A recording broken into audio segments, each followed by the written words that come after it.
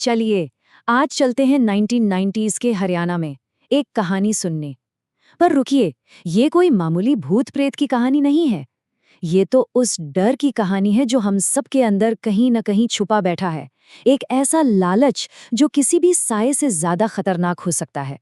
मतलब ये कहानी सिर्फ डराती नहीं है, ये हमें आईना दिखाती है।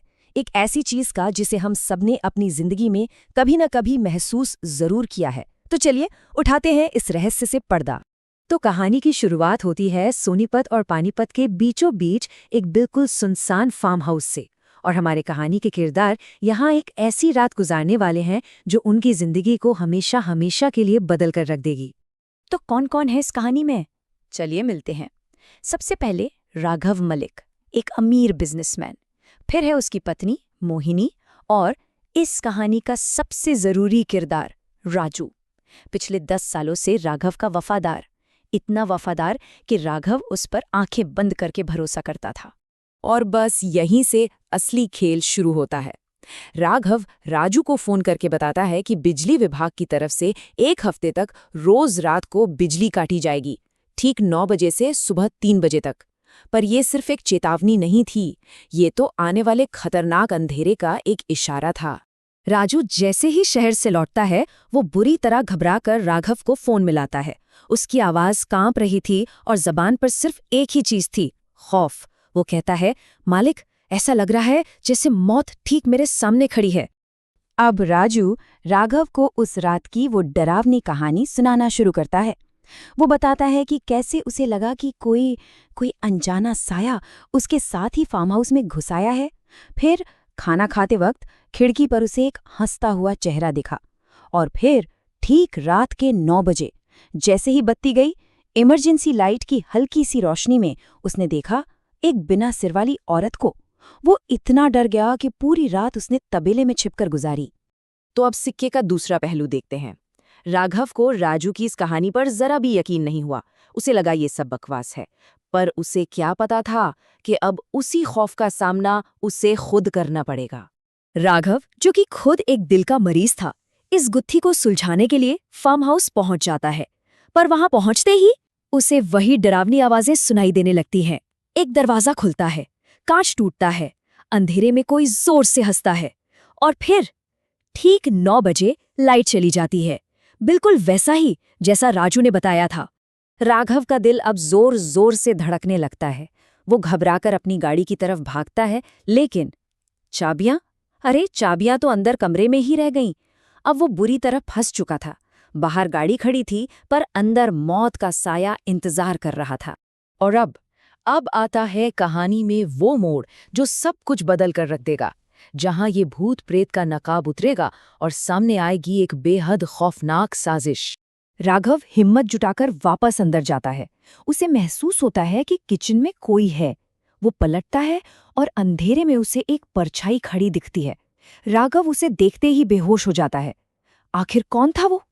वो कोई और नहीं बल्कि उसका 10 साल पुराना सबसे वफादार नौकर राजू था। सोचिए, 10 साल का भरोसा एक झटके में चकनाचूर हो गया। जो रक्षक था वही शिकारी बन चुका था। जब राघव की आंख खुलती है तो वो राजू को फोन पर किसी से बात करते हुए सुनता है, और जो वो सुनता है उससे उसके होश उड़ जाते हैं। राजू कह रहा था, मैडम, उसे दिल का दौरा नहीं पड़ा, बस बेहोश हुआ है। बोलो तो खेत में ही गाड़ दूं। बस इस एक फोन कॉल ने सारी साजिश का पर्दाफाश कर दिया। तो ये थी असली कहानी। एक तरफ राजू की बनाई हुई भूत, परछाई और बिना सिर वाली औरत की डरावनी कहानी, और दूसरी तरफ लालच, धोखा और कत्ल की एक सोची समझी साजिश। और जानते हैं इस साजिश में राजू का साथ कौन दे रहा था? राघव की अपनी पत्नी मोहिनी। लेकिन कहानी अभी खत्म नहीं हुई है। अब तक जो शिकार था वो शिकारी बनने वाला था, पासा अब पलटने वाला था। जैसे ही लाइट वापस आती है, राघव एक चाकू उठाकर सीधा राजू की गर्दन पे रख देता है। राजू के चेहरे पर खौफ था, पर राघव एकदम शांत। उसने कहा, तू तो बस एक प्यादा है, असली राजा तो मैं हूं। और याद रख, खेल तब तक खत्म नहीं होता जब तक राजा खड़ा है। यहाँ राघव ने डरने की जगह दिमाग से काम लिया। जब मोहिनी फार्म हाउस पहुंची तो उसने राजू के सामने एक नया ऑफर रखा। मोहिनी ने उसे प्रॉपर्टी के 5% हिस्से का वादा किया था, है ना? राघव ने उसे सीधा डबल यानी 10% का लालच दे दिया। उसने मोहिनी के ही हथियार को उसी के खिलाफ इस्तेमाल कर लिया। और राजू, लालच में अंधा हो चुका राजू, एक पल में पलट गया। उसकी वफादारी अब सिर्फ और सिर्फ पैसे की थी। जैसे ही मोहिनी दरवाजे के अंदर आई, राजू ने उसी चाकू से उस पर वार कर दिया। लगा कहानी खत्म हो गई? नहीं, अभी राघव की आखिरी और सबसे खतरनाक चाल बाकी थी। मोहिनी की जान जा चुकी थी। राजू अपनी जीत का जश्न मनाने ही वाला था कि तभी राघव ने वो सच बोला जिसने राजू के पैरों तले जमीन ही खिसका दी। राघव ने कहा, ये फार्म हाउस, ये तो मेरा है ही नहीं, मैं तो इसे 1 हफ्ते पहले ही बेच चुका हूं। राजू बस देखता रह गया। सन उसने एक ऐसे ख्वाब के लिए खून किया था जो कभी पूरा हो ही नहीं सकता था। तब उसे समझ आया कि राघव ने उन दोनों को अपनी शतरंज की बिसात पर सिर्फ एक मोहरे की तरह इस्तेमाल किया था। और राघव वो तो वहां से ऐसे चला गया जैसे कुछ हुआ ही नहीं। कुछ दिनों बाद पुलिस को 2 लाशें मिलती हैं, मोहिनी और राजू की। और कहानी क्या बनती है? यही कि दोनों का अफेयर चल रहा था और झगड़े में राजू में मोहिनी को मारकर खुदकुशी कर ली। दुनिया की नजरों में राघव एक बेचारा दुखी पति था। वो अपनी जान, अपना पैसा और लोगों की हमदर्दी सब कुछ लेकर साफ बच निकला। तो आखिर में ये कहानी हमें क्या सिखाती है? शायद यही कि लालच बिल्कुल चीनी की तरह होता है। थोड़ा सा हो तो मजा देता है, पर अगर ज्यादा हो जाए तो जहर बन जाता है।